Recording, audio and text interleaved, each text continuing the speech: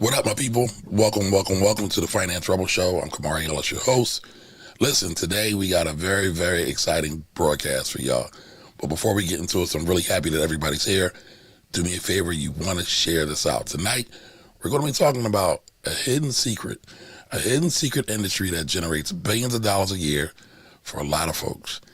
And sadly, a lot of those people that are in this industry don't look like you and I. And what industry is that? Appliance repair.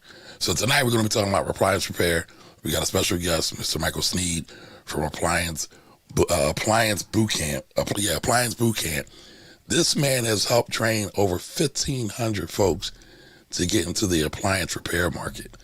And I think it's something that we all should be looking at, seeing what the opportunity is, and then figuring out how we can leverage that opportunity for ourselves, our family, and our community, and whoever else is down with the team.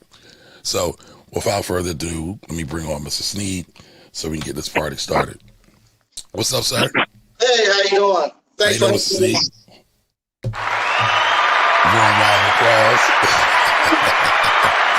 I'm starting to play with my sound effects, but listen, I appreciate you coming on, Mike. We have actually known each other on Facebook for a long time. Didn't realize it. Well, we realized it, but didn't know you were on YouTube. Didn't know you were doing all this appliance stuff. Didn't know you actually have an ice cream shop, right?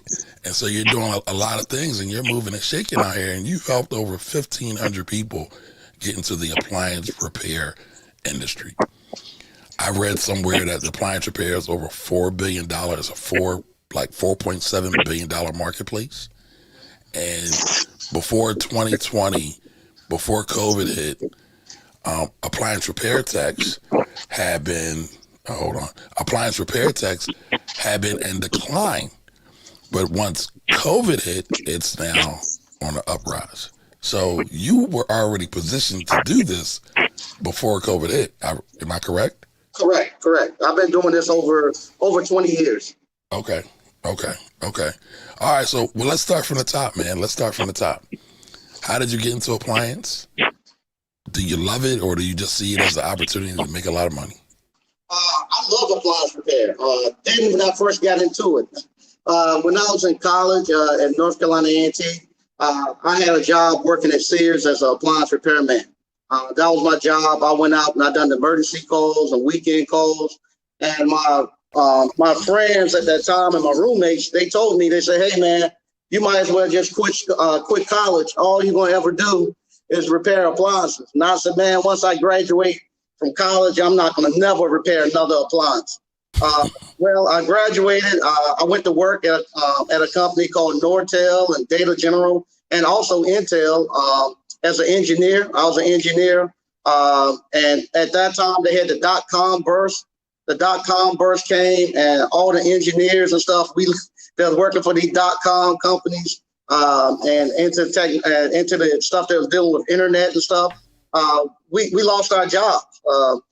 They say we got laid off or real reduction in workforce, but either way, I say I got fired. I didn't have no paycheck coming in.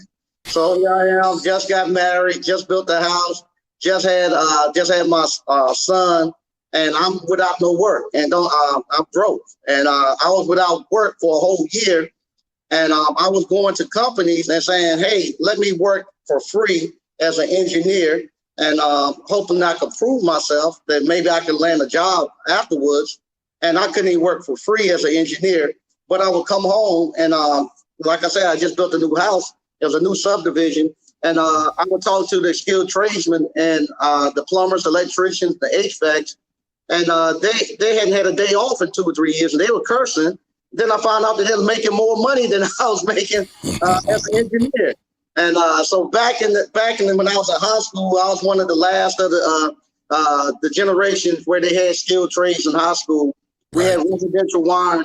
I took residential wiring. The time that I took those classes I took in high school and working with my electrical teacher, I had enough time to go take for the electrical contractors test in North Carolina.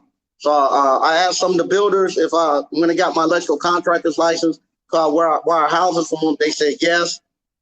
But at that time, you can only take the test like once. It was like twice a year. So I had to wait like 4 months before I could sit and take the test. in that time, I had got the entrepreneur bug, and I said, hey, I'm starting my own business. My wife and I go to the grocery store, and I grab a magazine, small business magazine, and I'm looking through it.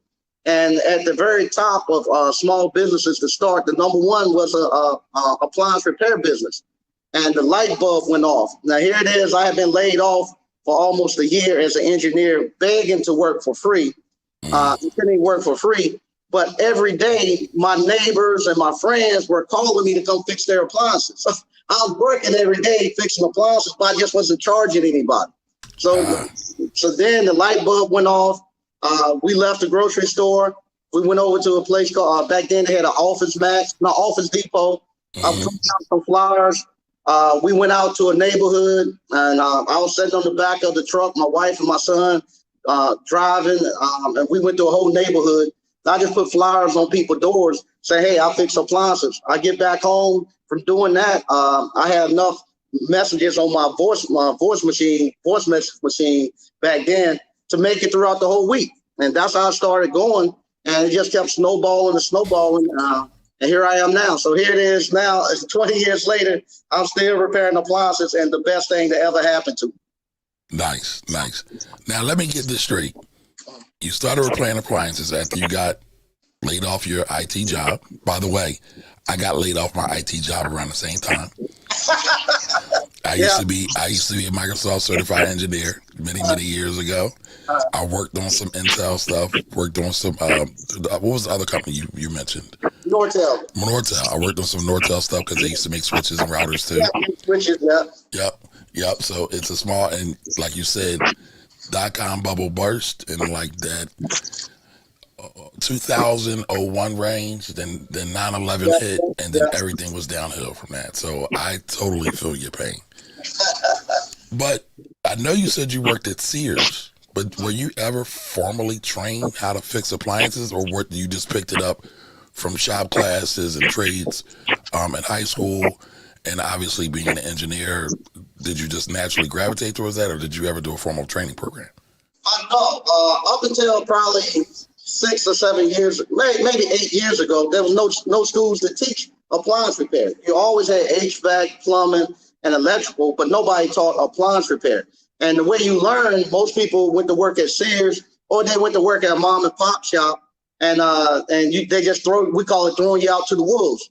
So if you could read schematics and you were pretty much mechanically inclined, at Sears, they just showed you how to invoice and how to invoice and how to use the pager that they gave you back then. They put you in the van and say, "Go." We going way back. Yeah, but that was the only training that you had. Wow. Okay, so you figured it out, and then you implemented some guerrilla marketing. Took the flyers out, took the family out, took your son out, and y'all scoured a neighborhood. What made you think about doing it that way? Going out and just putting flyers out on people's houses at the time. Yeah, what made you think of it? That's the only way I knew to go. And then it wasn't back then. It wasn't the internet like we had now. Nobody had no web pages. Back then, you had yellow pages, and they only came around a couple of times a year. And they were very expensive, depending on like then, if you wanted your company to begin with an A or 1, 2, 3, you had to play the yellow pages game, and each town had their own yellow pages. So if I wanted to be in Clayton, I only be in Clayton, but then I had to pay for Selma and all that. So it wasn't no internet and stuff like we had now. And the only way I knew to get my name out there was just go to the communities and just it couldn't knock on their door, because most of the time I was going to upper end communities, and being African American, you knock on the door. It might not have been that back then. It might not have been the wisest thing to do. So I just put it on there. You couldn't put it in the mailbox because that was against the law. So I just went to the neighborhoods and put them in, and it worked. Gotcha. So I guess you figured you hadn't worked in a year. You bought this brand new house, got a brand new wife, got a brand new baby, and they meeting. Something's got to change. So you just tried whatever came to mind, how to get it out there. Right. Okay. And like with appliance repair, I was doing it every day. I was fixing appliances every day, but I just wasn't charging people. But all the code that I knew how to write, none of my neighbors never asked me to write no C++ or no Visual Basic code for them. But everybody was asking me to fix their washers and dryers. And I just started charging people. Right. Now, did those original customers that you worked for free for, did they serve as referral sources for you? Oh yeah. Once I started going, and people knew I had a appliance repair company, everybody just keep referring, because the only people they know is Sears. If you ask somebody who's going to fix your appliance, the only people they really know is Sears back then. And so if you call Sears was always booked out maybe a month. So everybody will say, well, call Sneed. That's why my website is callsneed.com. Hey, call Sneed. Sneed will fix it. Call Sneed. So everybody start calling. Okay. Now, out of curiosity, right? When you started this, so let me back up. I have this, I don't want to say affinity or love, but I tell people all the time to do stuff for free. And they look at me like I'm crazy. They're like, Kamari, I gotta eat. Kamari, I gotta do this, I gotta do that. But when you look at a lot of major success stories, a lot of times it starts with somebody doing something for free, honing their skills, building their portfolio, being able to then leverage that portfolio into either other relationships, other referrals, other opportunities, and then they go from there. What do you think about that? Oh yeah, you definitely do it for free. Right now, I'm in my ice cream parlor to get my flavors down pat. We gave away free ice cream for months. I will make ice cream, and it's a manufacturing place right here. They got a bunch of women, older African American women who sew on the sewing machine. I'll make ice cream, take it up there for lunch. Man, what you put in here? I put cinnamon. You know, we don't use no cinnamon. Put some nutmeg in there. So they put my flavors together. Once I was up and running, then I was able to go to the public and sell it. And still today, with my ice cream parlor, I have I make sure that I give up. I'm out and about. I talk to 20 different people and give them a free cup of ice cream. So those 20 people that I give them a free cup. I give them a coupon to come in here and get a free cup of ice cream. Normally, they're going to bring 1 or 2 people with them. They'll say, hey, I got a free coupon. They bring 1 or 2 people with them. And then once I get them in here, they taste the product. Then I can get them coming back.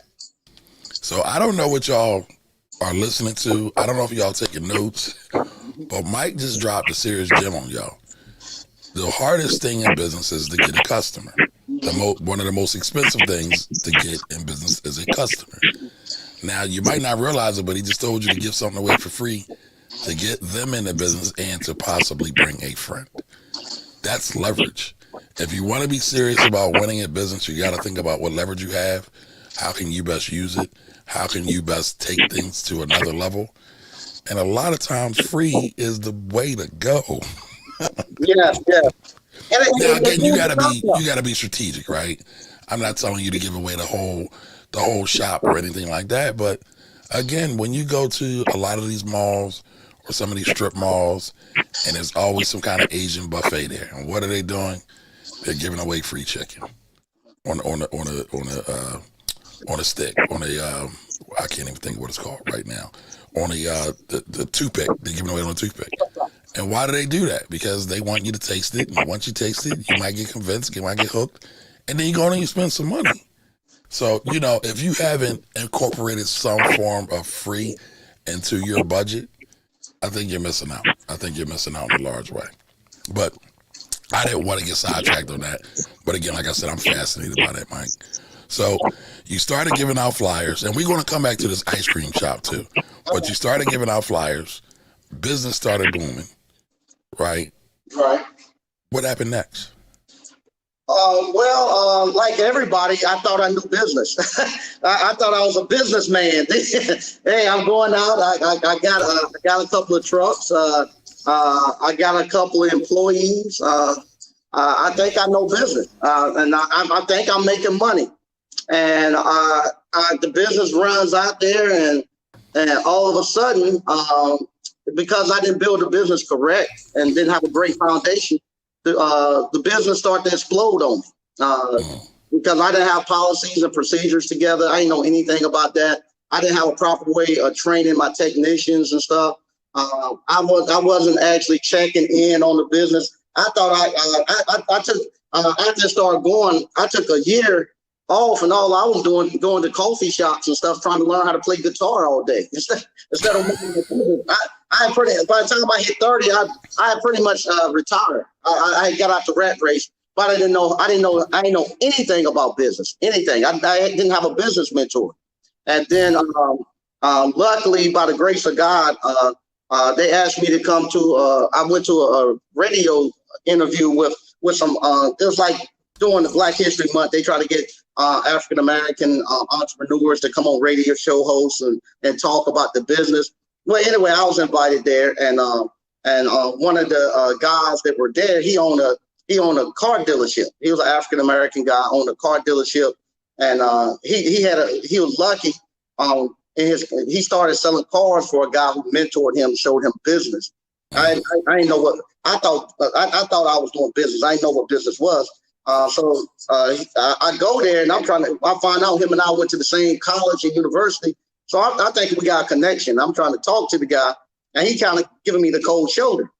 So then I say, what's going on here? So I pull him to the side afterwards, and I say, hey, man, why you doing me like that?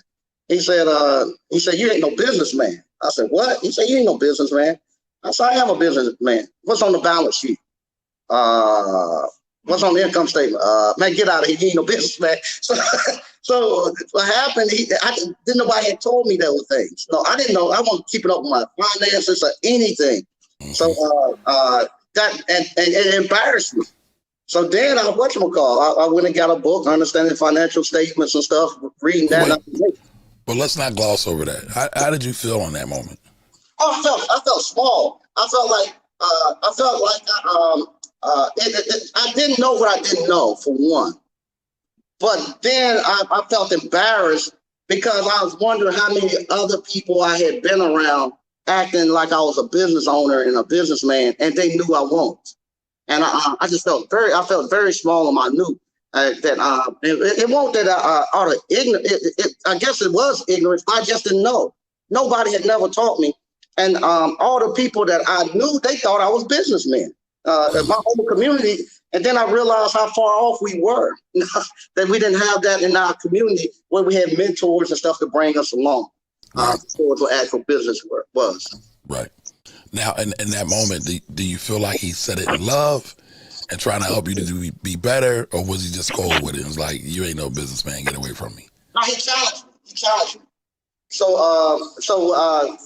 no, if I just gave you the information and you weren't ready, you wouldn't do anything with it. So I used to say you got to find somebody who's sick and tired of their situation. They want to do it, and before you start pouring into it. So I went and I kept trying to find out where this guy was going to be at, so I could run into him, so I could tell him what I had read and show him my stuff. And then when I see him, he doesn't even ask me that. He started asking me, how much it costs for you to get a customer. But wait a minute. Let's back up. What did he challenge you with?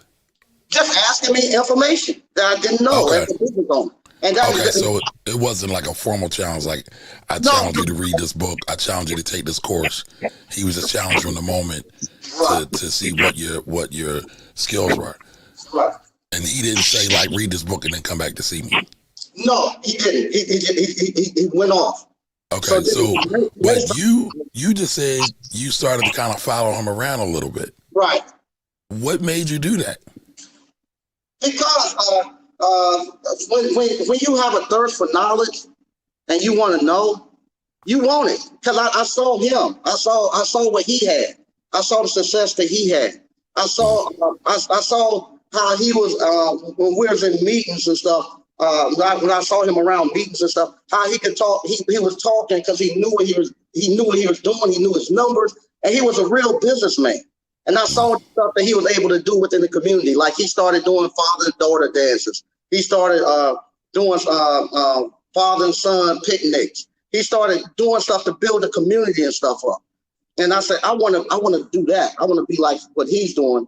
And like I say, I started. If he was doing something, I was volunteering at his events to help him. I was making donations. Working for free again. Working for free. Look at how that comes up. Interesting. So then, luckily, he told me, he said, "Hey man, you need to learn business." And he took I think it was like seven of us. He took seven of us and let us start. First, we started meeting at the YMCA in a little room, and he was teaching us business. And then once he got comfortable, he knew that we was ready to go. Then we started going to his house once a week, and he would mentor us in business. And he was my first business mentor. Okay. That's a very dope story. Yeah. How long did it take for you kind of chasing him around, following him around to say, you know what, this guy's serious? 6 months to a year. 6 months to a year. Yeah. 6 All right, months. so these are gems, y'all. I hope y'all writing this stuff down. Listen, if you're just now watching this, don't know me from a can of paint. My name is Kamari Ellis from the Finance Rebel. You're watching the Finance Rebel Show. Every Wednesday, we do a show to answer your money questions, right? We talk about all things money, wealth, business, stocks, taxes. Today, we had Mr. Michael Sneed on from Appliance Bootcamp, and he just laced us with some serious gems. One was to work for free. The second one was be tenacious and dogged about trying to get to this knowledge. And I think these are jewels that everybody has to have when they are on their journey to, one, be a better business owner or just be a better person in general. So 6 months, you was chasing this guy around for 6 months. Did he say anything else crazy to you, like you don't know business, you don't know what you're talking about, or was he growing on you, or were you growing on him? It's funny. We'll go to his house, and we'll have the meetings and stuff, and he's mentoring us. And afterwards, everybody, when we left, we'll be mad. All of us are calling me talking junk. Man, that guy crazy. Why he talking to me like this? Why he doing that? You know, you was mad. But because we were so used to people half doing it around us and stuff, nobody had never held us accountable. Right. Now he's holding you accountable, and now it's you feel you got pushback because now you feel like he's belittling you, but he's not. And then sometimes we felt like that he was he would do this thing where he would actually tell us what he done throughout the week, what his week looked like. Because we didn't know what a businessman done during the week. We just know he wasn't out there doing the work and this and that. But what exactly was he doing every day as a business owner, as an entrepreneur? Right. We didn't know. So he would tell us that. We thought he was gloating, but it was actually preparing us so we could see it. This is how you be a business owner. A business owner, you're not out there doing the work and stuff every day. You're the one who's giving direction. You got the vision, and you making sure that the ship is heading in that direction. And so, and he was showing us how to actually get involved with the community. He was showing us how to actually change the community, how to actually pour back into people, especially the African American community. He was showing us all of this stuff, and so from there, once he got us to a point where he felt like we could actually go out into our industry and actually represent it properly. He then told us, you need to go out and get into the trade organizations within your industry. So only so much I can show you, but you need to get into your trade organization in the different industries that you all are in. And then you get the mentors that teach you your actual industry again. So from there, I started going to PSA and USA trade organizations, and from there, I actually was able to get with the actual industry leaders and actually really learn the appliance repair field, how to do my cost of doing business, all that stuff. I was able to go learn all that stuff and actually run my business properly. So it sounds like you had your own real live Furious Styles. I don't know if you know who Furious Styles is from Boys in the Hood. Yeah. Right. But your own live Furious Styles, live and direct, there with you in North Carolina.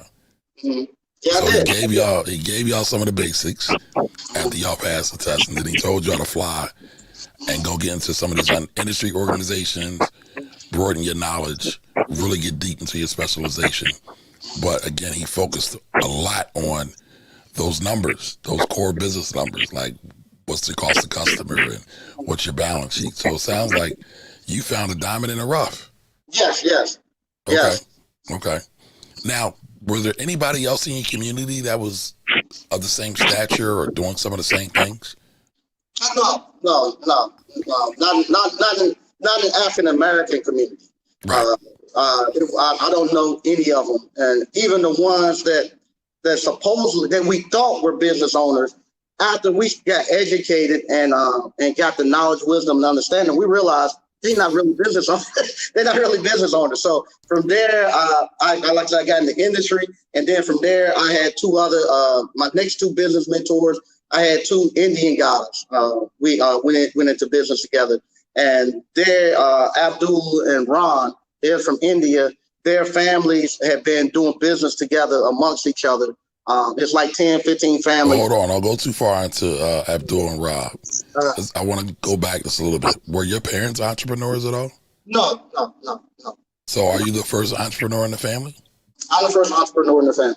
Were you the first college grad in the family also? I'm the first college grad. My mom went to college 2 years at Winston-Salem State, but she got her associate's degree. My sister has a master's degree. My oldest brother, he has a bachelor's degree. He was an engineer also with me.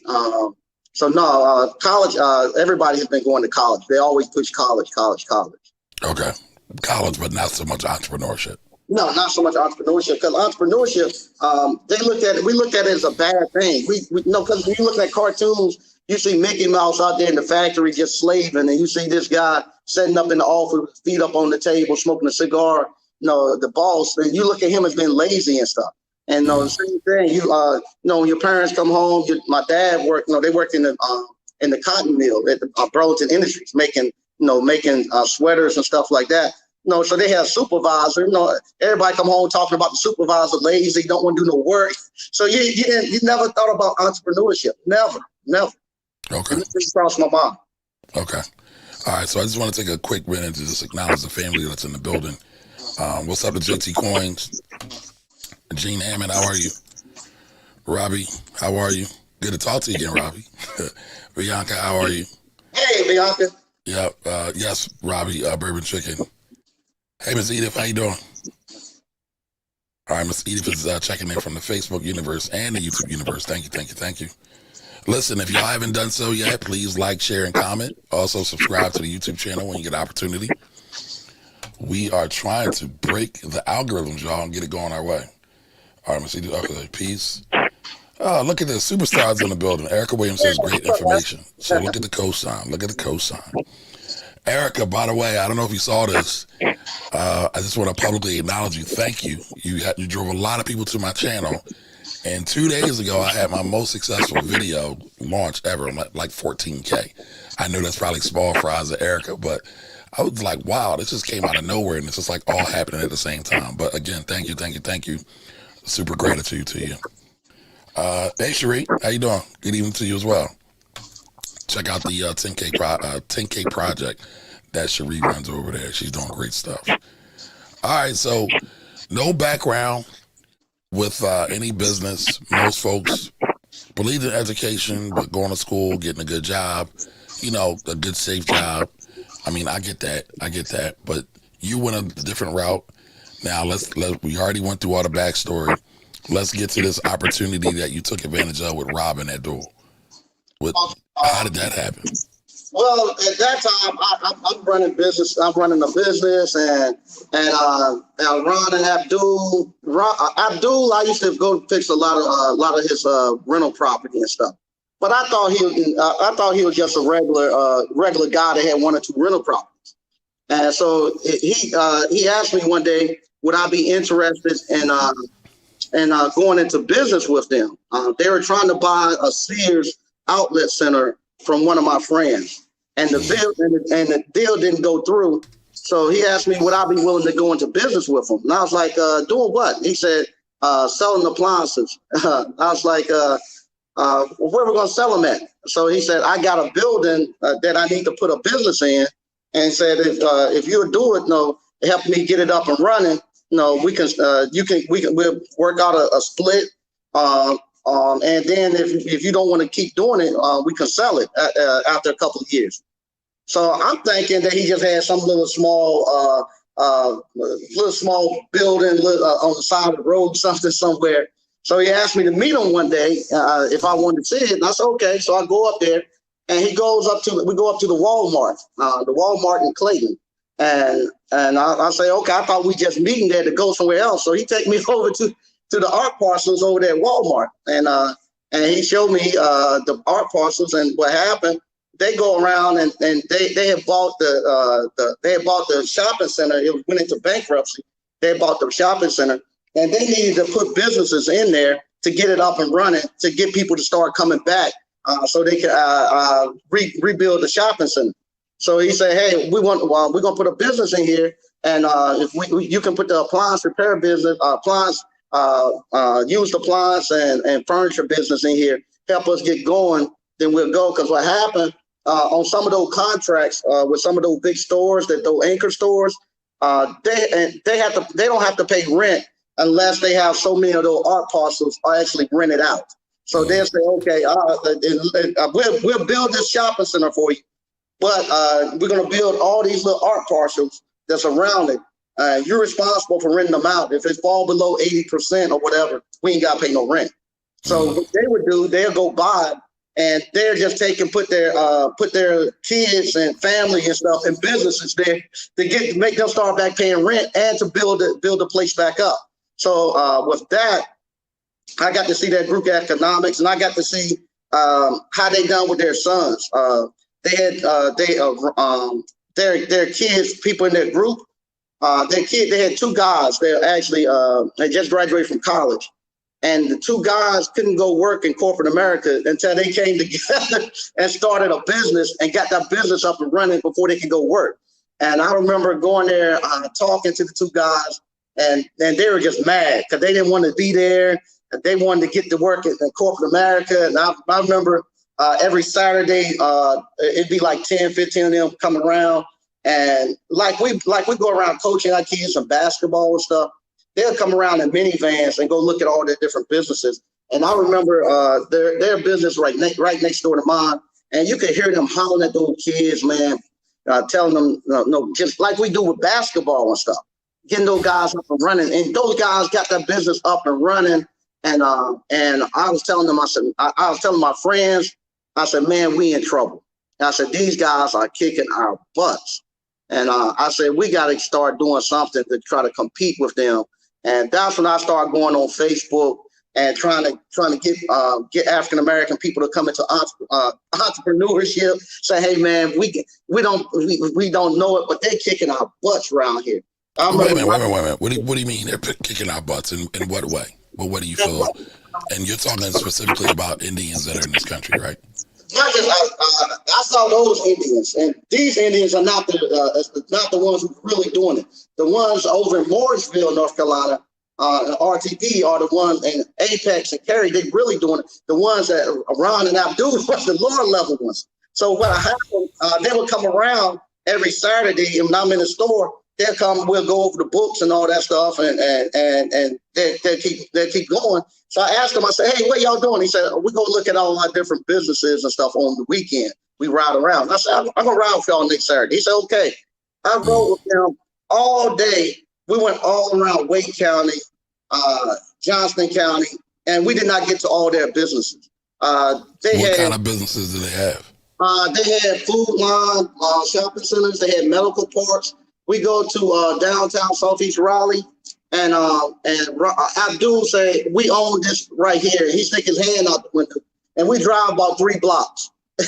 And he owned all of that. And so he stopped, we stopped, and he's showing me the plans. Now, this all black people down here now. I mean, straight hood, we down here. And then he showed me the plans of what they're doing. And I'm looking on the plans, and I'm asking him, I'm seeing all these people, but I don't see no black people. So I asked, what y'all gonna do with the black people here? Where they going? And I'm looking, and then I started to see this stuff actually happen. Where you go to Southeast Raleigh, and at night, and you used to not stop at the stoplight. Wait a minute. I don't want to cut you off, but I gotta ask. What did he say when you said, what are you gonna do with all the black people? They gotta move. He said that they gotta move. Yeah, they gotta move. They gotta go. They gotta go. Okay.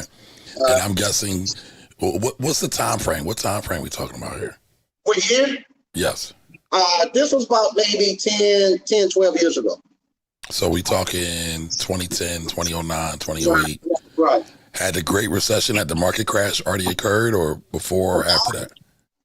I don't know. We done went through so many of them. Let's see. When was the housing bubble? I think the housing bubble had happened then. Okay. The housing bubble had happened then. Okay. So they went out and bought all this property. They had bought like stuff that used to be projects. They had brought the projects, tore them down, moved the people out, and then they say, okay, we're gonna rebuild it. We're gonna have some affordable housing in there. So you think it's gonna be affordable housing? When it comes back, they only gonna let one grandma come in, and it's gonna have to be 65 and older, no kids staying there. So they only targeted to one person coming in.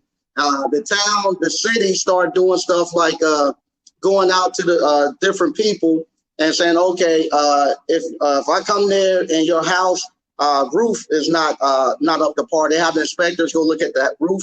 We're going to actually give you a fine. And if you can't fix it, then the city is going to come in and fix it for you. And then they're going to make you pay that difference, or they're going to condemn it.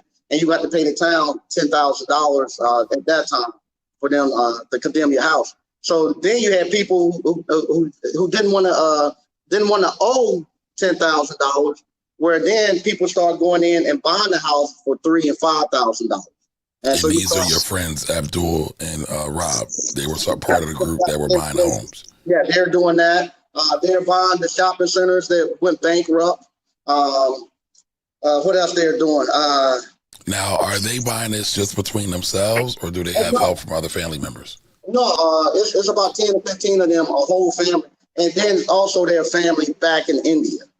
So it's truly an international affair. It's international. So what happened, one time he took me and my friends out, and he showed us their bank accounts and stuff. And he has the ability, he can write up to $3 million check without asking nobody anything, because he's the actual lead. So he go out and bird dog and find deals, and up to $3 million, he don't have to write anybody, ask anything, just write a check.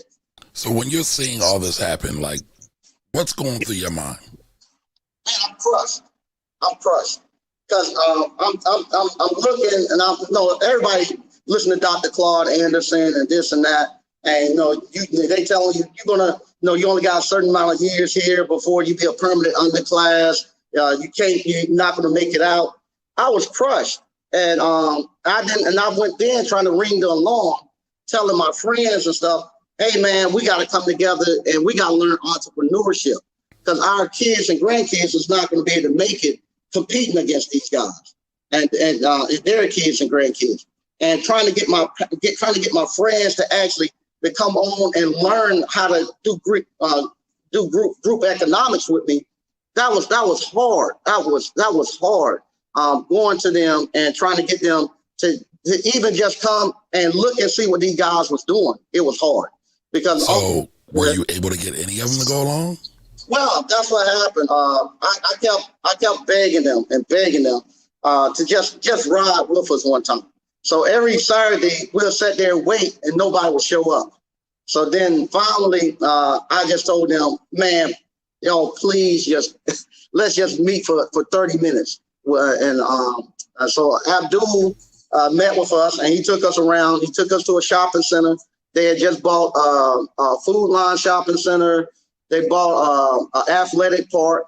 They was building what's it called? Fit or something like that gym, and they had a daycare center, and they had like a dentist office that was going in one, and then they had a pizza parlor that they were going in.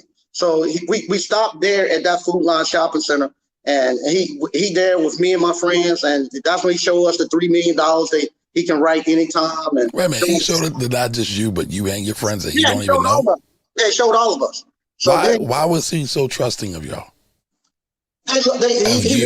Me. He wanted, because I was telling him about our situation. We got really close because we were running a business together. So every night I'm up there, especially Abdul and myself, we spending every night up there running that business and stuff together. And we talking. So he want me to be able to do like they're doing. So he showed us all of that. And then he asked us, to choose what we want. He said, you can get the gym, you can get the daycare, or you can have this pizza parlor. He said, y'all choose what you want. You don't have to go to the bank for no funding. We'll fund it. Y'all get it up and running, and we'll split the profits. And so he was looking for somebody else to work these businesses while they do other things. Right. Gotcha. So with that, I told him, I said, man, I like my friends, but I don't want to be in business with them like that, especially in no restaurant. Restaurant, one of the hardest business in the world. Absolutely. But that challenged my friends because they got to see all of that. And the thing about it, Abdul works a regular job just like they do. Ron is an actual college professor, just like they were. And they get to see these guys. They're actually entrepreneurs on the weekends and the afternoons. They still work their full-time jobs. So now their excuse was gone because I didn't work a full-time job. So they looked at me as being crazy. Right. So I said, I'll get back with you. So we get back. We tell him we'll let him know the next day. The next day, he called and he tell me to meet him over in a town called Nightdale. We go to Nightdale. We get there. It's a store. Now this is Nightdale, City. North Carolina. Nightdale, North Carolina, yeah. And how far away is this from Raleigh and Durham and all that? The next town over, maybe about 15 minutes from Raleigh. Gotcha. Okay. About 30, 40 minutes from Durham. So we go to Nightdale. We get there. It's a store, a beauty salon, a barber shop, and I think it's either 2 or 3 houses in this one block. And because I told him, I said, I'm not going to no restaurant with them. And he does the same thing. He said, and it's a black barbershop and a black beauty salon and stuff. He said, this is y'all. Y'all take this. Y'all go, y'all can renovate the houses, flip them, rent them out, whatever you want. Y'all, it's a black beauty salon, a black barbershop. Y'all need to be owning it. It's in y'all community. Go ahead and y'all take this and y'all get the store back up and running. And so same deal that we have to go get no money. They will loan us all the money we needed and stuff. So we told them we'll let them know. We went home. Everybody went home defeated. Said, man, this guy, we got to do something. Wait a minute, why were they defeated though? They just got handed an opportunity. Because you have to then do a self-reflect. And you got to think, I'm 35, 40 years old, and I haven't done anything. And this guy coming from a country, he only been here 10 years, and they own all of this. I haven't even been thinking about trying to get no assets. I never been thinking about trying to buy no commercial building.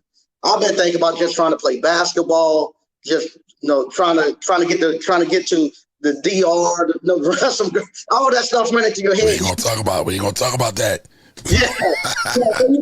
This is a family-friendly show. Right. But then you got self-reflect, and you realize you haven't done anything, and how limited, how short life is. That you haven't done anything, and you got kids coming up, and you know what they're you know the position your kid's going to be in, trying to get student loans, and you know that these guys ain't got to worry about no student loans.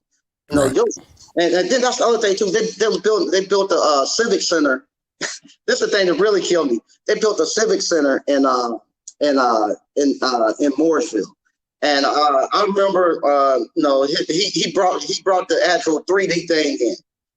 Him and his daughter had sat down and done the 3D model.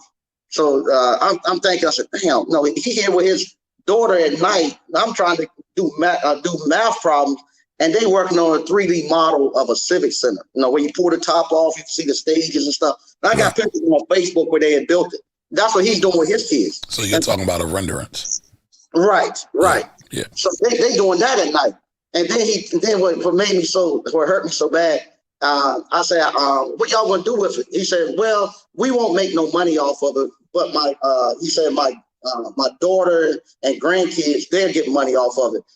But we're gonna let y'all play AAU ball, have concerts and stuff in here to pay for it. That hurts. He was showing me the basketball courts that they were gonna set off, that he was building, and we're gonna go there and rent it for them to play basketball there and pay for his daughters and them to have it later. We're gonna have our concerts and stuff there and building wealth for them. So, but that's the stuff that where I say when that start to hurt, you start to see that you say we could be doing it for ourselves.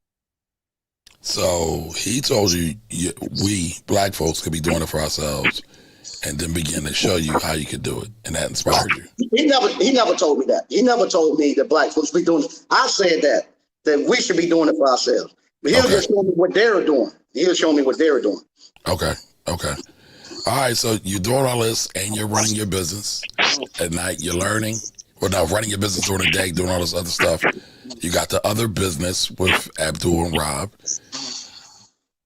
What was that like? I mean, running your appliance business and running the other business with Abdul and Rob. Were you able to manage that, or was it challenging?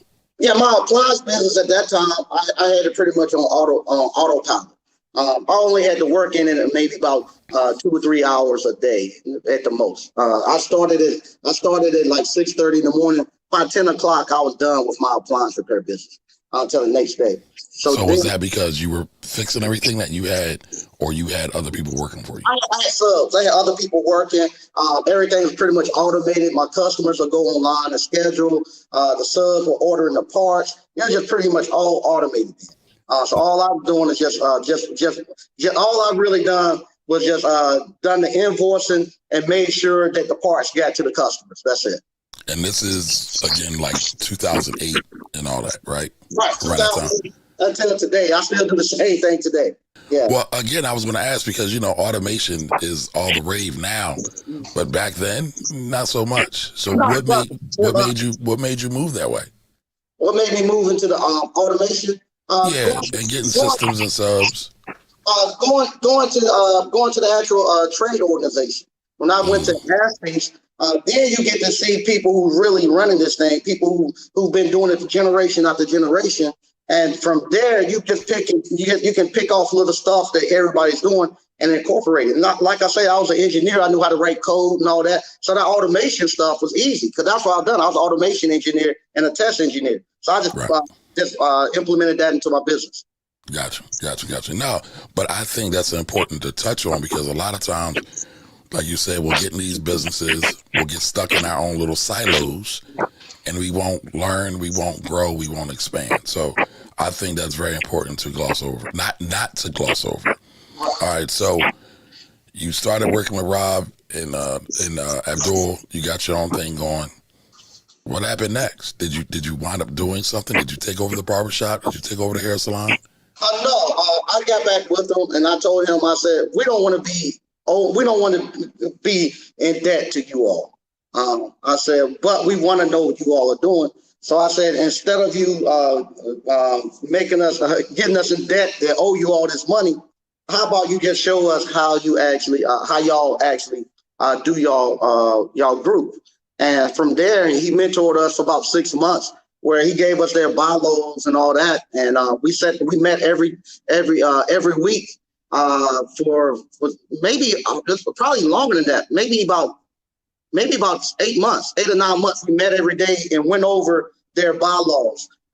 He told us what everything meant, how they do their voting, how they do their splits, how they actually how they put their money in. And something that we didn't understand, we would call a lawyer, have a lawyer come talk to us. We had different accountants to come talk to us. So we just studied their stuff for about a year. And these lawyers and these accountants, were they friends? They did it for free, or did you pay? No, we had to pay. And see, that was the thing too. Starting off, everybody's. We had to go through a couple of different accountants and lawyers because we everybody think they're lawyers and think they know business. But then when you start doing something like this, you realize, you do TurboTax for somebody. You don't know anything, multi-member LLCs and stuff like that. So right. From there, we went through a couple of different accountants and lawyers. We were trying to find an African. I'll be honest. Our thing was we were looking for African American accountant, a lawyer to actually work with us, but we had a hard time. We just couldn't find one. Wow. We're talking 2008, 2009. You couldn't find any black representation in those fields. Not to done anything like that. When we started talking about what we're going to do, they say, I've never done anything like that I wouldn't know. They've been learning just like we was learning, and we didn't have the luxury for them to be learning on our dime. So we wanted somebody to actually be a lawyer or accountant that can actually teach us. Okay. Yeah. All right. So they mentored y'all for about 6 months. Then what happened? Y'all start putting y'all money together. What happened? We put our money together, and we starting businesses. The first business we got gumball machines. So we went out, bought gumball machines, vending machines. We had some of the members were principals, so the principals get to decide what vending machines come into their schools. So guess who? Now, how many are in this group that y'all have? We got 10 people. Yeah. What we done? We decided for what everybody could. We said, okay, what's the amount that anybody could pay? The most anybody could pay while hurting their family and friends, hurting their family. Because we said we ain't gonna get rich off of this, but we're gonna learn how to do it for our kids. So our group was P1322. Proverbs 13:22, a good man leaves an inheritance for his children's children. So that's our investment group. So we said we learning this. We ain't making no money, we're gonna learn it. So the first thing we bought was gumball machines. We done gumballs and vending machines. And then from there we went up and we had a mattress store where we actually sold mattresses. So I sold my stuff that I had with Abdul and Ron, took my money, went out and started doing business with my friends like they were doing. So we got the mattress store. After the mattress store, what we have after that? We started doing hard money lending for people who were flipping houses and stuff. We was doing that. People who wanted to start businesses, African Americans specifically. We had like a Shark Tank. They would actually come and they'll pitch their business ideas to us, and we'll actually we'll give them seed money and they pay it back. Do they pay it back? Yeah. Everybody paid it back. All but one person didn't pay it back. But everybody else paid it back. And it was funny. Some of the people that we got into business, like some of the contractors and stuff, they actually then started working on some of the buildings and stuff that we bought. So when we purchased buildings and stuff, we were actually able then to actually use their services to actually fix the buildings and stuff. So are y'all still together now? Yeah, we're still together now. All right, because I thought you was building up to tell me that y'all broke up. So y'all still together. Yeah. Y'all still going strong. We got capital, but how much longer we gonna stay together? I don't know, because what happens, like Abdul and Ron in them group, they have a specific person that actually that's all they do. It's just Abdul and Ron are the two bird dogs that go and they run all the businesses, look at all the investments and stuff, and they just report to everybody. We got some assets that are selling right now, so we have a large sum of money, and we're getting back to the next date where we have to vote. Where some people, if they want to get off, they can cash out. People want to keep going, they can keep going. But we got to decide if we're going to keep doing it and going to get serious about it. Now with the money and stuff that we have passing through, we got to have somebody that's actually watching all this stuff. Because now that you got 10 people in this LLC, and if you don't file the taxes in time, and the government give you a $2,000, government usually say $2,000 fine. Okay. Talk about it. We talking about talk right now. Yeah, so they usually say you didn't file your taxes on time because you got all these people. We got all these different businesses. The K1s ain't getting back in time to go. So now you can't file your taxes on time. So now I'm thinking just like me. Okay, if I'll get it, they hit me with $2,000. We good. Oh no, there's a $2,000 fine, but you got multiplied by 10 members. So now it's 20.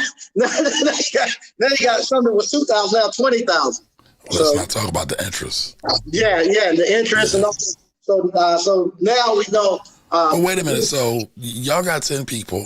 Y'all been gathering. Have y'all still been having them paying money the whole time, or has it just been self-sufficient? Yeah. Just me putting the money in the years. The loans and stuff. flipping the property and stuff like that. We able and doing hard money lending and stuff. We just been able to keep it going. But it still sounds like y'all have assets. Y'all still sound like y'all have means. So y'all could hire an advisor, an accountant, and a lawyer. Assets. We ain't broke. We got assets. Right. Okay. So why that? So do y'all have an accountant that's helping y'all with the day to day? Yes, we do. Okay. But what happened? That's why we stopped doing businesses, because what would happen, we'll start to try to do a business and we'll try to use people within our group to run the business. They still running their full-time jobs. So now the businesses is not getting the attention that they need. And whoever the group is that's supposed to be running that business. So if I'm going to be running the mattress store, I got to make sure that I'm giving the distributions out correctly, not giving the K1s out correctly. And the books got to be done. They got to be reconciled every month. And you can't do 3 months. And the day to day is a beast. Yeah. So they can't run it we found out we're not able to run it every day. So then we backed up and started doing more money lending. With the money lending, it doesn't require as much hands-on. So it's more passive. More passive. With that, we don't have to meet but like once a month. So with that, a lot of people now are just gotten a little bit complacent, and it's kind of pretty much on autopilot. We need to get re-energized to go to find something bigger. Because what had happened, we thought one time we was gonna be able to get in on an apartment deal that Abdul, Ron, and them were gonna do. They were gonna do like a $30 million apartment deal, and we thought we were gonna be able to take our money and go in on that with them. But we weren't able to do it. Gotcha. Well, listen, I could have you here all night talking about this, but I want you to come back and talk about this more. Because I've done some things along a similar vein, so I would love to have you come back and talk. But we got to talk about this appliance, appliance boot camp. You've had over 1,500 people go through your program. From what you told me, it can be very, very lucrative. People making 6 figures once they go through the program and they get some experience under their belt. So what made you start that program? That kind of came with the Abdul and them. At that time, everybody was talking about you know Abdul them a couple dollars, man. Yeah, everybody was talking about buy back the block. Rick Ross and Jay-Z and all them. Well, when they were doing it in Raleigh, I didn't have no cash then to do it. But after I sold my part in the building, now I've been running my business like I should. Now I'm pretty cash heavy. So now I go over to a city called Rocky Mount and I start buying blocks. I go there and buy a block and renovating the houses and stuff. Run into JT Hustle. Our investment group, we're thinking about buying some tractor trailers and putting them on the road. So I'm responsible to go out and do the research for it. I'm researching. I see JT Hustle and he's doing independent carriers and stuff. I called JT and asking him some questions. We talked back and forth. He asked me what I'm doing. He found out I'm doing the stuff with the houses. He want to come and make a videotape with me with the houses and stuff. I was like, okay, fine. At the same time, I'm doing. I have a shop, and I'm paying high school kids to let me teach them how to repair appliances because I want people to get into this trade. I was so sick and tired when I go to the trade shows, go to our trade conferences and stuff. I'll be the only African American guy there. And I knew how much money I was making, and I wanted other people to get in and start making this money. And I needed to get employees too. So I was paying the high school kids to come there on Sunday afternoons, and I would teach them how to fix appliances and cell phones and stuff. And so JT come do the show. He films that, and then I tell him I got to get back to go teach these kids. And he was like, "What you doing?" I tell him I'm teaching them how to repair appliances. I got to pay them and this and that. He said, okay, let me go see that. So he goes and he records that. He said, I like this better than the houses. And I was like, man, I told him, I said, man, don't put that on your channel. People don't like the skilled trades. they're gonna talk junk about you. Don't do it. He put it on his channel. And it blew up. It blew up. People start calling and saying, hey, I want to come down there and learn how to fix appliances. I told JT, I'm paying these Negroes. I ain't paying nobody else to fix appliances. Well, wait a minute. At some point, when did it flip? I'm sure somebody started paying you. Right. Well, that's what happened. JT said we can charge them to come. I was like, ain't nobody gonna pay to come down here and learn this. He said, yes, they will. So I wasn't gonna do it. So he told me, he said, why he wanted to know why I didn't want to do it. I said, because I was telling him about all the horror stories I had got from family and friends from running my own business for all these years. You know, it just got sexy to be an entrepreneur. It wasn't sexy 15, 20 years ago. You That's got a fact. you go to your family event, you got beat up. You was the laughing stock of everybody. You just couldn't make it in corporate America. When you gonna get a job? You need to get you a real job. I still get asked that. I still get asked that. Yeah. So I just got beat up for 20 years. I didn't want to do that. I said, nah, man, I'm not going to do it. I was telling him about, and I was showing him for almost a year. I would do that. I would do a business that you can start for less than $500. That you can make $100,000 a year with. And I would put that out there on Facebook, and my family and friends would be calling me stupid, calling me Kanye West. So JT started looking at that, and he said, I tell you what, man, your problem is you on Facebook. Go to YouTube and create a YouTube channel. And I said, okay, they ain't gonna like it. So I started a YouTube channel. I didn't do it appliance. I went save, invest, repeat, and I was doing it with my real estate. And so he said, what I'll do, I'll get you monetized. He said, once I get you 1,000 subscribers, would you then do a course? And I was like, yeah, I'll do a course. And he said, okay. So we go on his channel, and he started coming to the shop, and I would show them how to. I started going over a business you could do for $500 to make $100,000 a year. He started pushing people to my channel. I got 1,000 subscribers. Once I got now, wait a minute. Where was J? So for everybody that doesn't know, JT's thorough. I've never met him. I'm following on YouTube and Instagram, so check him out. But at what point in his journey was he at? Was he over? I think he's at 100,000 more now. Yeah, he's sure. 200 now. No, at this time he's about maybe 20,000. Okay, so he just showed you love because he liked what you was doing. Right. Well, the same thing. It was twofold. I did not know YouTube. I do real estate, and I do business. And so he never had really a business mentor either. So it kind of worked hand in hand. So now I was showing him how I do my business and how I was doing the real estate, and he was showing me YouTube. So nice. So it worked together. So I told him, I said, I'll do a course. I knew if somebody came and stayed with me for a month, I can teach them how to start $100,000 a year appliance repair business. I had done it so many times where friends or somebody came to me that had lost their job. They had to make enough money to make their mortgage the next month. I let them ride with me for about 2 weeks, get them started in their business, and they take off and they making $100,000 doing great. I had done that so many times, but I didn't know if I could do it in a weekend. So I told them I was going to do it in a weekend, and that I was going to teach them not only how to start an appliance repair business, how to fix the appliances, how to register the LLC, how to do my 5 banking account method, how to take advantage of the taxes. I was teaching them all of that in a weekend, and I wasn't going to give them no certificate. I wanted them to go into business. I said, if I give you a certificate, you won't go into business. You'll go get a job. Right. That's the easiest thing. I was going to teach you how to start your own business.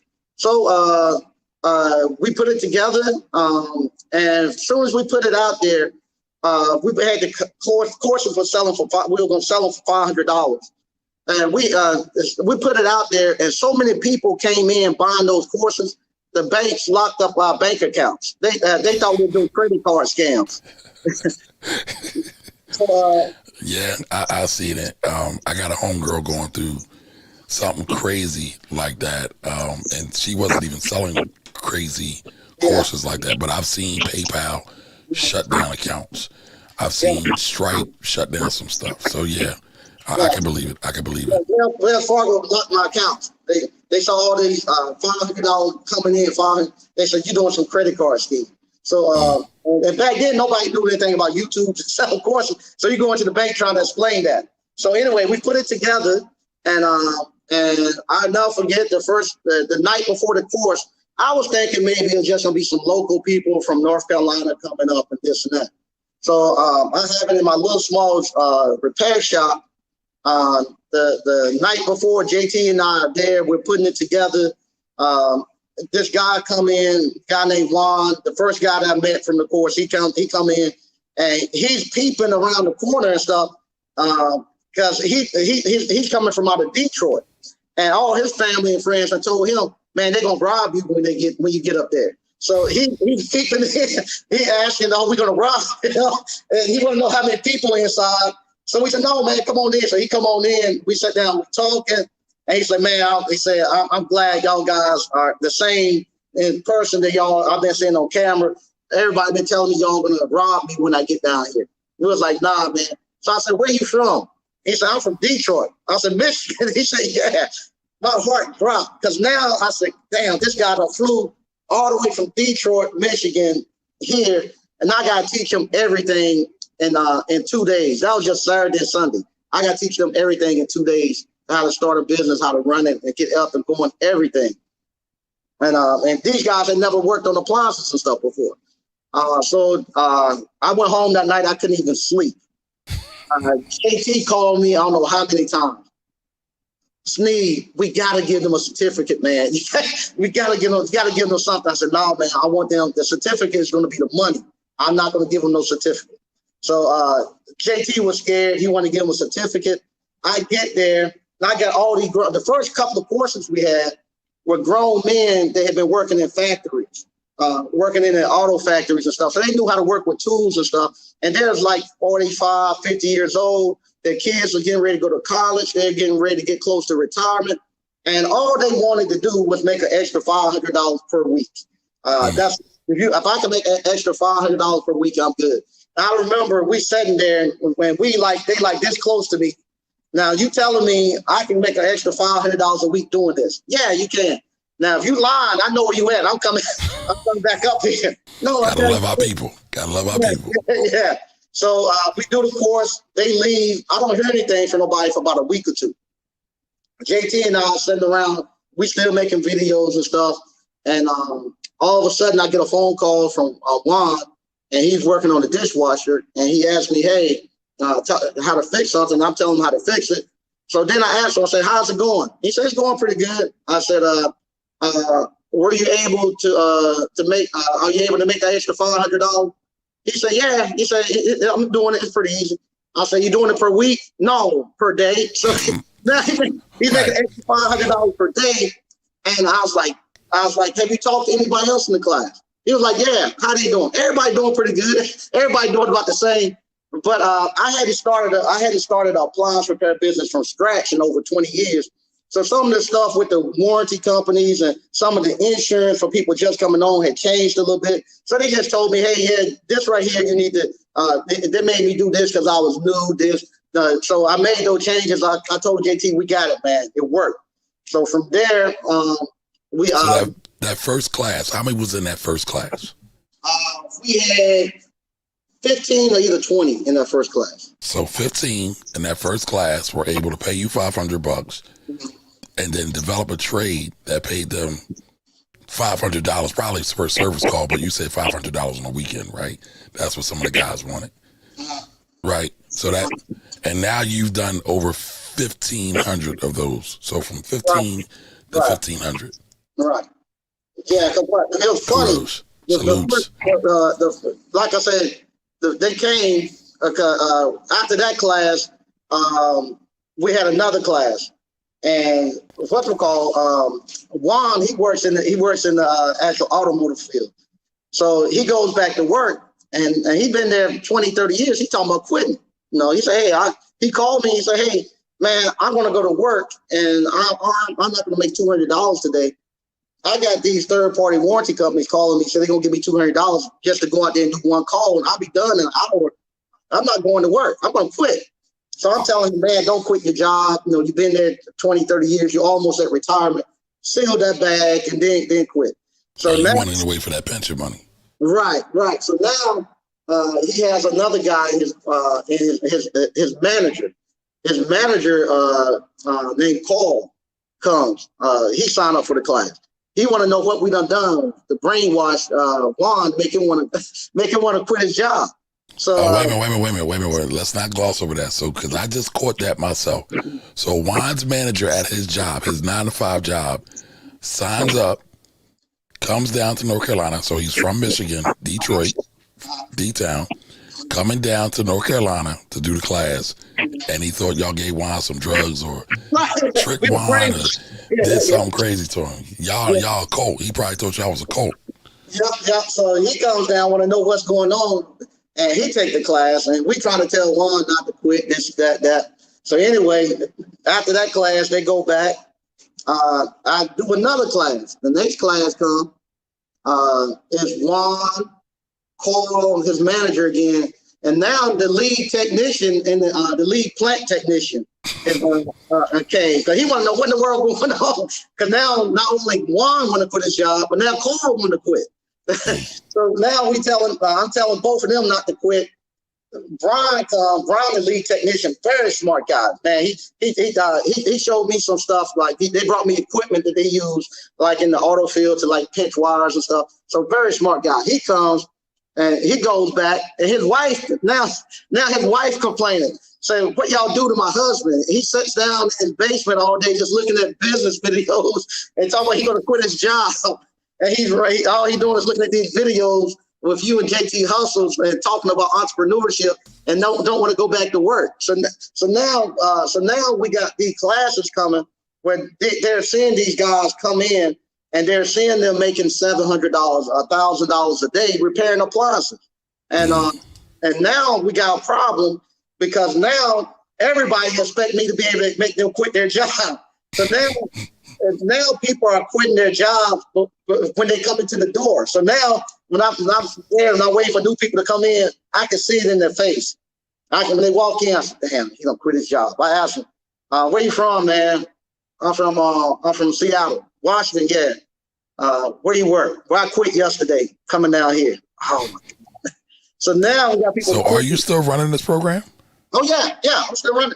Okay. And so how many cohorts or classes do you do per month, per quarter, per year? How do you run it now? I do one hands-on per month, and I have an online now, so they can do it online. So the online, you can look at it anytime. It takes you about a weekend to do it. If you want to come to the hands-on live event, you come down here to my actual shop. It's a 3-day course now, Friday, Saturday, and Sunday. I do it once a month. And I teach you everything you need to do to start your own appliance repair business. Not only do they get the appliance repair business, they get the dryer vent cleaning business. Everything, all the businesses I've done to make $100,000 and still do, I teach you. You get that in that course. They get the dryer vent cleaning business. What you said, dry vent? Dryer vent. So, dryer vent. Okay. Yeah, so, you have to clean the dryer vents about twice a year to keep it from making fires. So I show you how to start one of those businesses. I teach you how to start a blender business, the tropical smoothies, the Smoothie King, all these juicers that they have. Those little blenders, they like $2,500, $3,000. Mm-hmm. And I teach you how to actually start a business repairing those. Repairing the blenders. Okay. Repairing the blenders. Now, do you have to do all your classes to make $100,000, or can you make $100,000 with one of them, with appliance repairs or blender repair or smoothie or whatever it is? Yeah, how does it work for you? Yeah, each one of them 100,000. Okay. If I told you the true story about appliance repair, if I told you that appliance repair, you can make $200,000 to $250,000 right now with a $3,000 van and less than $100 worth of tools, people wouldn't believe me. So I have to say 100,000. Wait a minute. So say that again. You can make $250,000. That's what you're saying? Yeah. With a $3,000 investment in your course. Buy your van, buy your little $3,000 van, mm-hmm. Buy less than $100 worth of tools to get started. And so everybody should be lining up to your doors. Yeah, that's right. This is the thing I keep telling people. Appliance repair is the last of the skilled trade that doesn't require a contractor's license. So if you could have went back to the 1960s and 70s and before they started having the contractor's license for HVAC, electrical, and plumbing, and became a plumbing contractor. Plumbing contractors, they make over $200,000. HVAC contractors make over $200,000. Electricians make over $200,000. The contractors, not the people who are doing the work. Appliance repair business owner, somebody who owns their own appliance repair business, going to do the same thing. They can make over $200,000 repairing appliances. You can do it easy. Once you get the basics down, and you know how the basics, how appliances work, and you start moving up and you start doing like commercial, or you get into the seal systems, you can easily do it. We used to have a challenge where I would actually have people just find a career, just find any career that you could think of, and find out how much they earn per hour, and I'll go out the next day and beat it with appliance repair. So wait a minute. So give me an example. We had a guy. We've done heart surgery. For doctors, heart surgeon is about the top you get. Because a specialist, and that's about $250 per hour. So a heart surgeon making about $250 per hour. So for us, the top you'll get with us is doing what we call seal systems. That's refrigeration, changing compressors, working with refrigerant, Freon, and stuff like that. So I go out the next day and I do a couple of seal system jobs, and I make them $425 per hour doing compressor changeouts. And I beat the heart surgeon. And the heart surgeons and them, they get mad. Because they say, hey, I got over $1 million worth of student loans almost, and I don't like being a heart surgeon. I got to go there every day. If you're a heart surgeon and somebody get in an accident right now on the interstate, you got to get out your bed and go do that surgery. Me as an appliance repairman, once I learned the actual trade, and I began wanting to go into own an actual business as an actual appliance repairman, I can hire subs and I ain't got to do anything. I can be anywhere in the world as long as I got access to the internet, and my subs will go out there and do my work for me, and I'll still make the same amount of money. Okay. Yeah, I'm looking here in Pennsylvania. Heart surgeon makes about $215,000 a year, which is about $104 an hour, rounding up. Yeah. So how did you find those jobs to do that challenge? Did you rejigger your marketing? What did you do? To do a compressor change? Yeah. You ain't got to. That's the great thing about it. They took the skilled trades out the school system and started funneling everybody to go to college. Mm-hmm. So now we're at a point where we don't have any skilled tradesmen anymore. The average electrician is about 55, 60 years old. And with that, they're aging out, and we don't have no pipeline to fill people in, so nobody can fix anything. You don't. I get all that, but you ran the challenge, right? And so how did you figure out to get this amount of people in the pipeline that needed this type of job? Oh no! All you got to do, I teach you to start off, go to a third-party warranty company. So people buy warranties on their houses, like American Home Shield, Old Republic. So what happened, American Home Shield, if your refrigerator breaks, American Home Shield have to find an appliance repairman within your area to come fix your refrigerator. So all I got to do, just stay by my phone. I sign up with them and say, hey, I fix refrigerator, I fix appliances. Just stay by your phone. They'll call you. Hey, we got a compressor that's broken. Can you go fix it for us? Yes. How much you going to charge? I'm going to charge you $850, and you got to send me the parts. Oh, that's it. Go. So they'll send. So you get to pick your own price when working with these warranties. Yeah, you pick your own price. Okay. All right. Sounds sexy. Maybe I'll quit my job and come to your course. Is it still $500? Now the price you pick. Now that's the stuff that I teach. Now it's an algorithm that you have to stay within. You got to know the algorithm for your trade. So for appliance repair, per completed call, if you stay $250 or less, you'll stay in their algorithm and you'll constantly get 2 or 3 stops per call from them. You can charge them $500 per completed call, but they kick you out their algorithm, because then you're going to drive up their costs where they can't make no money. But as long as you stay $250 or less, you're good. So what happened, I teach people when they first starting off, they're going to get a contract and they're going to earn as they learn. you're going to do 1 or 2 stops per day. So when you go out there and diagnose the problem with an appliance, say somebody called, they say you have to go look at a dryer. You're going to go look at the person's dryer. Then you're going to come back and call the third-party warranty company. You're going to tell them they need a heater element. They're going to say, okay, how much money do we owe you now, your labor to date? You're going to say, you can bill them up to $85 an hour. So you'll say, I got an hour and a half into the service call right now. You owe me $125. They're like, okay, how much you charge for us to go put the part on? You'll say it's going to be another hour and a half, another $125. So now you got $250 for a completed call. When you go up to the customer house, the customer, just like you got insurance for your car, if you have an accident, you got to pay a deductible when you go there. So when you go to the customer house, they got to pay you a deductible. It can be anywhere between $85 to $125. So now you got and that deductible goes to you, the tech, or does it go to the warranty company? No, it goes to your company. It goes directly to you. So now you got working capital. So now you go into somebody's house, they're gonna give you $125. Now you got money to pay for gas, to pay your utilities at your house, and to survive. Then you go build. Then when you go back and put the part on, the warranty company then will send you the remaining $125 in 2 days direct deposit into your bank account. Nice. After when you start off 1 or 2 stops per day, you're doing the first week, you're gonna be making an extra $125 per day, and it'll take you about 2 hours, hour and a half to go out there and fix something if you're working your full-time job.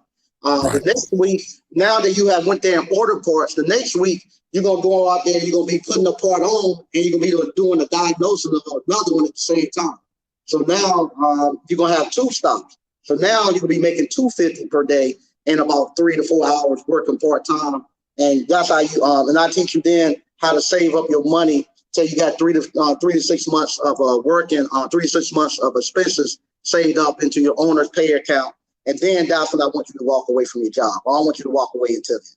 So gotcha. I teach them all that. Yeah. Gotcha. Now, is this course still $500, or have you increased the price? It's going up. It's going up. Price is going up. Yeah, what they say? Yesterday's price.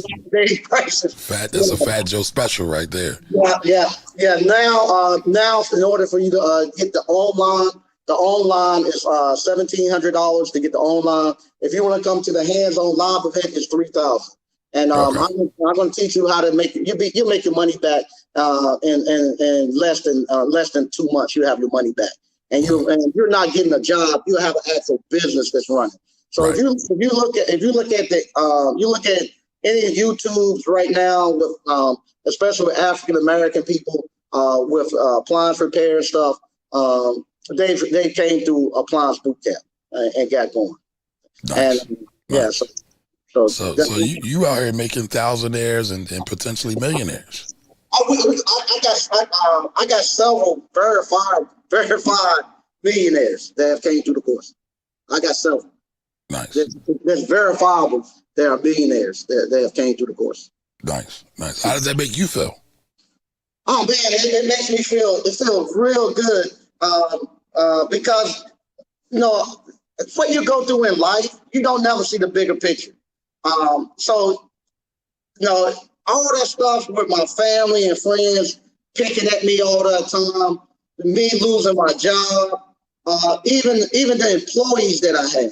The reason why I can teach this appliance repair so easy as an African American business owner, I used to always complain. I never had the best that we had to offer to go to battle with. So I used to tell Abdul and Ron, I say, you're an engineer, Ron's a professor, your other guy's a doctor. You got the best and brightest within your community that I have to go out here and try to compete against. Only people that I was able to get were the convicted felons to come work for me, people who barely graduated from high school. And so I had to actually, I ain't gonna say dumb it down, but I had to break down this the appliance repair business and how to actually fix appliances, make it very simple so they could pick it up. So instead of me trying to teach them own laws and how many ohms they should read, I just say, hey, turn your meter to continuity, and you hear beep, yeah, it's good. You don't hear a beep, it's bad. Don't worry about the numbers and stuff that's on the meter. just listen to the sound. So I had to teach them stuff like that. But now the people who are coming through Appliance Boot Camp, I'm getting engineers, I'm getting VPs from corporations. I'm getting the best and brightest that we have to offer coming through here. And they've been trained in corporate America and been trained in the military.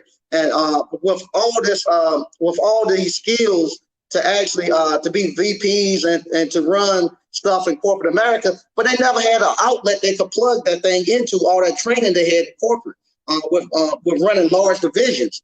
Now I give them appliance repair, all that training they had when they was running and when they had like 30 and 40 people reporting to them, they are now taking that and plugging it into appliance repair, and they got 20, 30 technicians and stuff running for them, and they the ones that are becoming millionaires. Nice. Because they already know it takes systems, it takes discipline, right, and stick to itness to get to this thing and make it work. Right.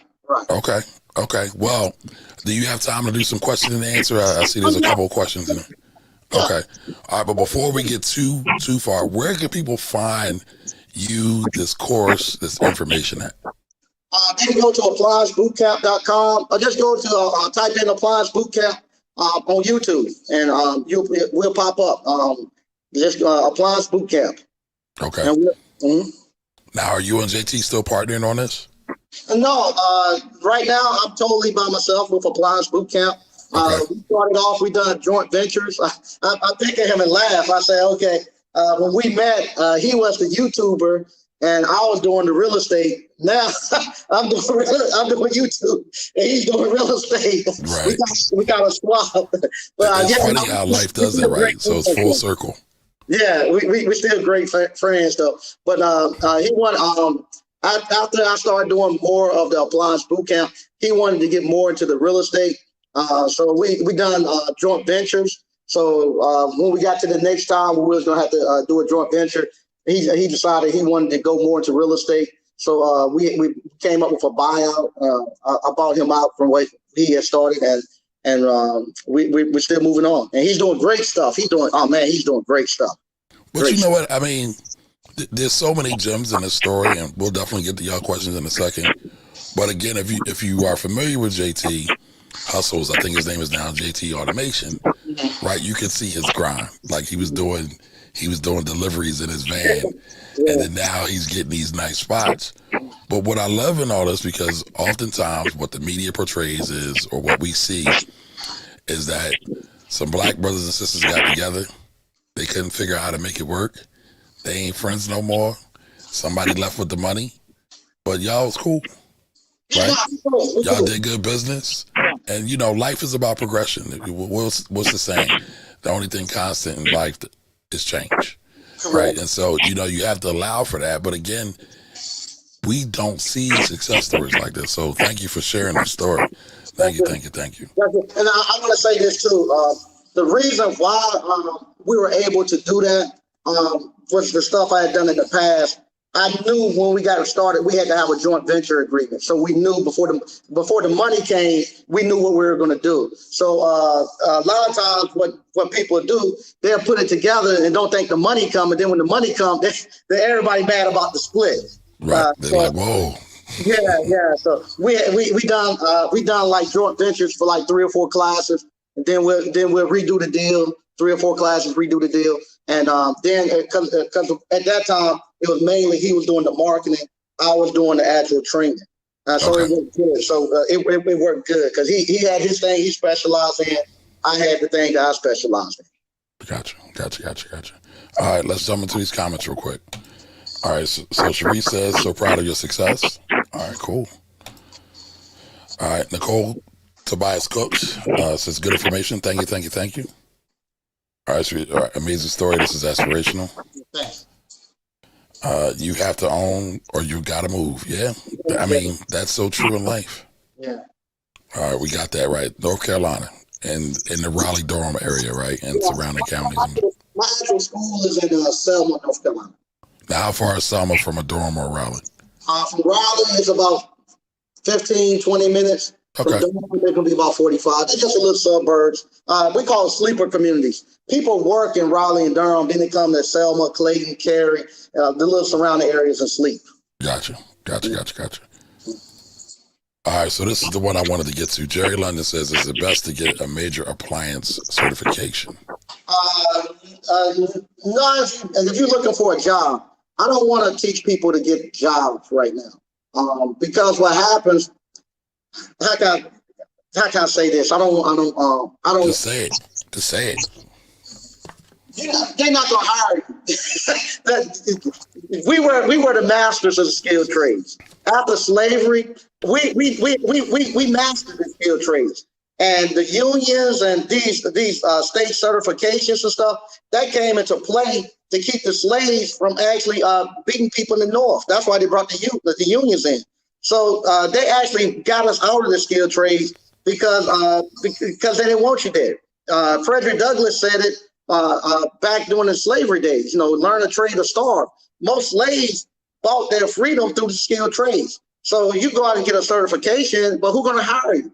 Most of these are mom and pops businesses, and they're not going to hire you to come work there. They're going to hire their nephews, their sons and grandkids. So I want you to go out and start your own business. There's enough room out here for everybody to start their own business. The skilled trades is wide open. It's easier. It's a whole lot easier to get a contract than it is to go get a job.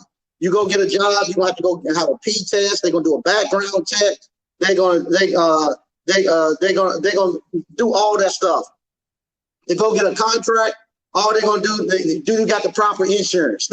If you got the proper insurance, let's go. The market, they're gonna look at the marketplace to get you out of there if you don't know what you're doing. Gotcha. All right, so Cherie says you should also read Family Wealth by James Hughes Jr. so your children's children can preserve wealth. I've read that book. It's a great book.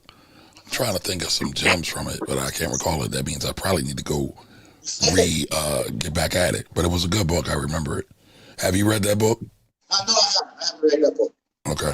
All right, we got some homework. Yeah. Cherie just gave us homework. Yeah. Let me get something right there on. Give me 1 second. Yeah, I'll probably go back and look at it and do a review of it because I did read it and I remember being impressed by it. All right, so BK from the Rockies says, hey, ABC fam, I just happened to see this recommendation. All right, cool. Welcome. Yeah, how doing, BK? Yeah, he's one of the alumni. Okay.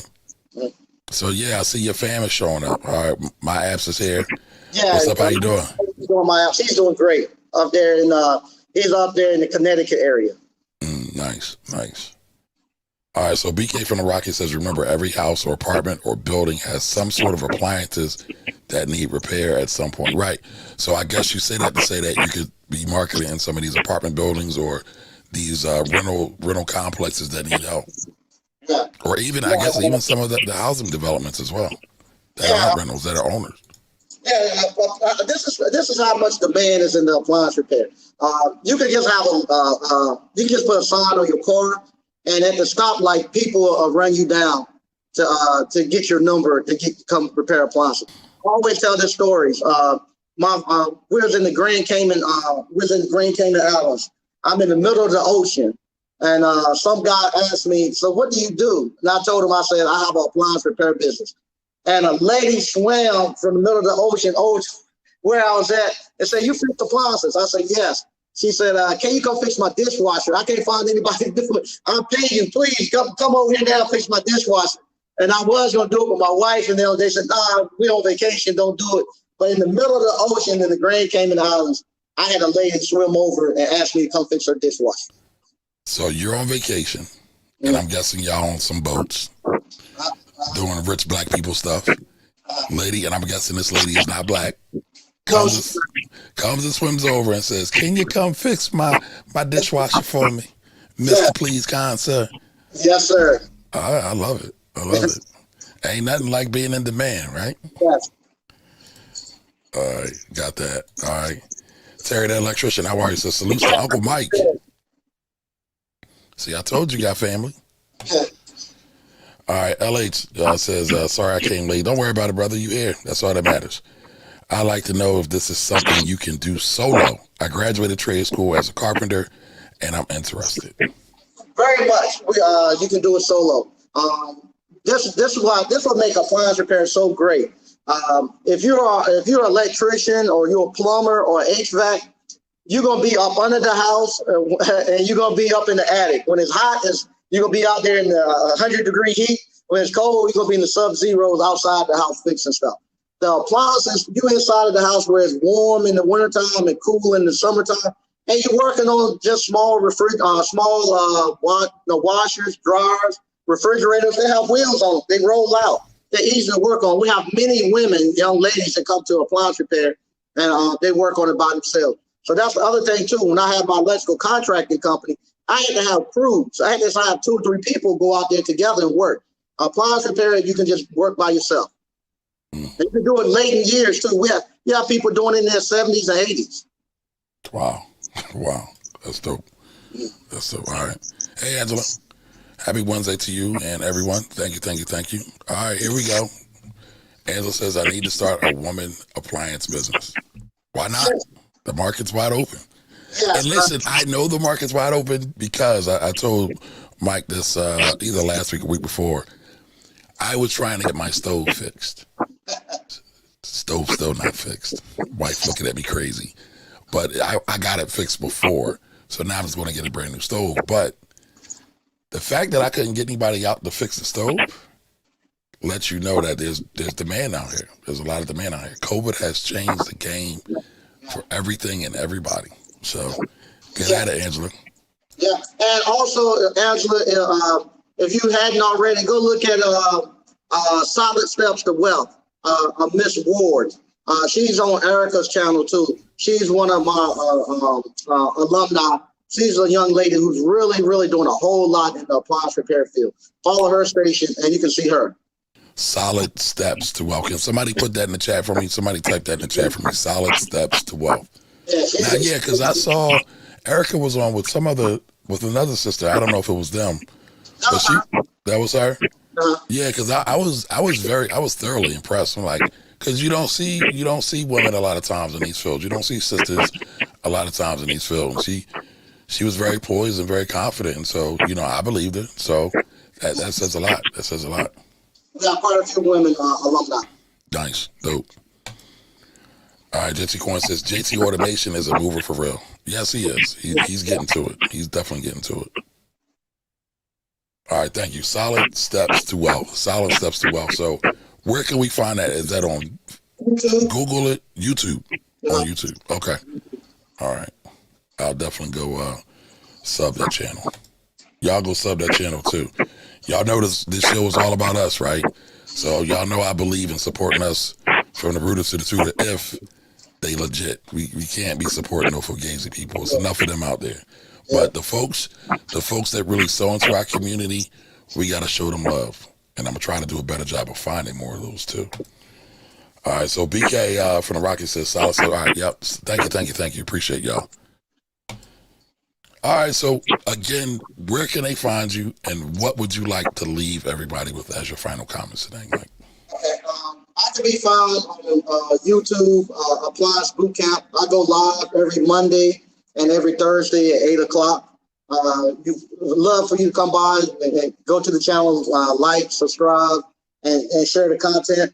And just want everybody to get into entrepreneurship. I like appliance repair because I think appliance repair is the best job right now to start off into entrepreneurship. For one, you don't have to learn marketing right offhand. Right now, I got an ice cream parlor. I have to spend money to make money now. I have to know marketing. You don't have to know marketing for appliance repair because you're starting off the way that I teach it. You're going to go get a contract. Those contract people are going to send you the work starting off. You don't have to have a huge working capital for appliance repair. Because what's going to happen, you're going to be collecting a deductible, and you're going to that deductible is enough money to keep you being able to pay your bills and stuff. And it kicks off enough cash where you can do the other stuff that we all the time hear people talking about, where they're saying, okay, you need to go out and pay cash for real estate, pay cash for your cars, be able to send your kids to college without going into student loans. Appliance repair does all of that. And I actually show that on my channel.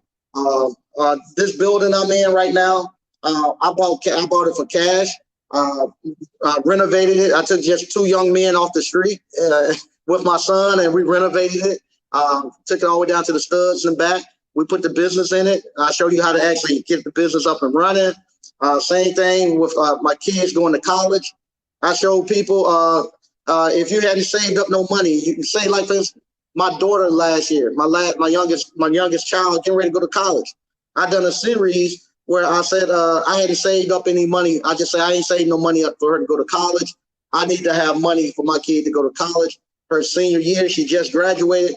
I showed how you can actually take appliance repair, and I actually saved up $20,000 before she went to college. And I show people me going to the actual how I'm making the money, how I'm saving the money, how I'm going to the actual office and paying cash for my daughter to go to college. They don't have to take out student loans and stuff. You can do all of this with appliance repair. And this right here, like I say, appliance repair is the gateway to all of the skilled trades. You're gonna have electrical. You're gonna know electrical. You're gonna know plumbing. You're gonna know a little bit of refrigeration, HVAC. And once you learn those things, you can do anything. You can rebuild any community. I'm able through appliance repair to actually go out and help my neighbors put their businesses up and going. I can actually help them actually buy the building, renovate it. I can actually help them with actually running their business, teaching them how to do the finances, their taxes. I can teach them all of that, all because of appliance repair. And this is the way I think that especially the African American community, especially the African American men, if you have if you coming back into society, if you've been away, unfortunately, maybe doing some prison time and stuff like that, it doesn't matter with appliance repair. When you go fill out your LLC paperwork, there's nothing on there that asks, have you ever done any time in jail? They don't care for that. They don't even ask for your social security number. They never ask if you committed, if you ever filed for bankruptcy, none of that stuff. So you can start your own business, go out and get a contract and get out here and where you can actually make $500 to over much money as you want, the $500 to as much as you want per day. That's a whole word right there, sir. Whole word. So, all right, listen, y'all go follow Appliance Bootcamp on YouTube. If y'all want to get into it, I know Angela said you was thinking about doing it. Now's the time to do it. The economy is changing, y'all. And I'm not the one that's saying that we are going to be running for the hills forever, but now is the time to make the shift. Now is the time to really realign things and get it going so you don't have to be dependent upon anybody. Because, again, the way that the government's running, again, I didn't get the chance to talk about this, but it's talking about inflation. Inflation's rampant right now. And so the Fed's talking about raising inflation in mid-March. They're a year late and billions dollars short right now at this point. So a lot of us are going to be jammed up, and inflation's not just going to go away when they raise interest rates and they pull back from these purchases, right? It's still going to be harping on us. What's the best way to deal with inflation? Make more money, period, right? And not just with your investments. You know, I hear a lot of people harping on investments. Having good income is very, very important for your wealth program. So, you know, keep that in mind too. If you're not maximizing your income potential, it's really going to be hard to maximize your investing and savings potential as well too. So listen, we are all geniuses. Let that genius go, y'all. Get at it, get at it, get at it. And y'all know what I say. The system wants us to be broke. They want us to be dependent. And what do you have to do? Rebel. That's why I call myself the finance rebel. And that doesn't necessarily mean you gotta do something drastic, right? Really, you just gotta start thinking and moving to say, I want something different. I want something better. So I'm gonna read this book, or I'm gonna talk to this individual. I'm gonna do something different that everybody else ain't going to do. Because as Mike talked about earlier, his family was clowning him. If y'all listen to the stories of a lot of entrepreneurs, most people don't believe in their vision. But as I've heard somebody say it, it's starting to become cliche right now, God didn't give them that vision, so they didn't have to believe in it. It was for you to believe, and it was for you to act on. So remember, rebel, y'all. Rebel in a good way. So again, I appreciate you coming here tonight. I appreciate everybody being here. Definitely humble, definitely full of gratitude for everybody being here. Do me a favor, share this out with somebody. There's a lot of gems here. Share this out with a young person who's not clear about what they're going to do with their life. Share this out with the middle-aged person that don't know what they want to do with their life. Share it out with the late-stage person that don't want to do with their life. Because again, opportunities, right? The more you learn, the more opportunities you get. But again, once you get these opportunities, you got to move on them. You got to move them. You can't just sit on your fingers, y'all. So again, I appreciate y'all. Remember, every Wednesday we are here with the Finance Rebel Show. And if you want to stay in touch with me, get into the text community, 215-974-0058. 215-974-0058. Have a great night, everybody. See y'all soon. Be great.